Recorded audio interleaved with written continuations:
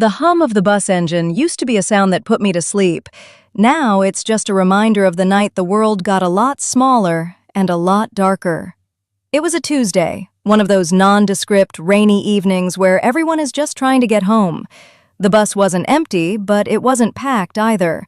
I was sitting by the window, my forehead pressed against the cool glass, watching the streetlights blur into long yellow streaks. Then, he sat down. The moment of freezing. There were plenty of other seats, but he chose the one right next to me. At first, I told myself I was being paranoid. I shifted closer to the window, trying to reclaim some space, but he moved with me. The first touch felt like an accident, a knee brushing against mine, but then it stayed there. Then came the hand. It wasn't a sudden grab, it was a slow, calculated invasion.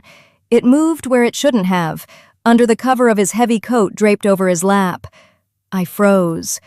People talk about fight or flight, but they rarely mention the freeze.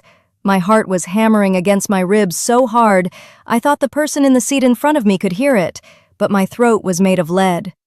I kept staring at my own reflection in the dark window. I looked normal. I looked like a person just riding the bus. Inside, I was screaming, but externally, I was a statue. The weight of silence. When my stop finally came, I bolted.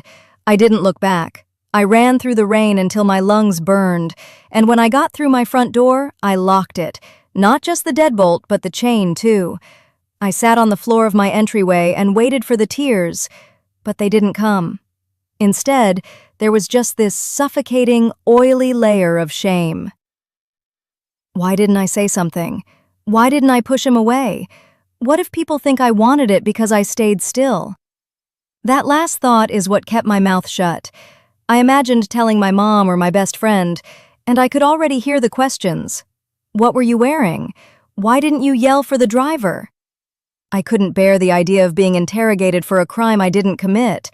I was afraid that by speaking the words out loud, I would make the memory permanent, a stain I could never scrub off. Living with the secret. For months, I carried it like a stone in my pocket. I stopped taking that bus route. I started wearing oversized clothes, trying to make myself invisible.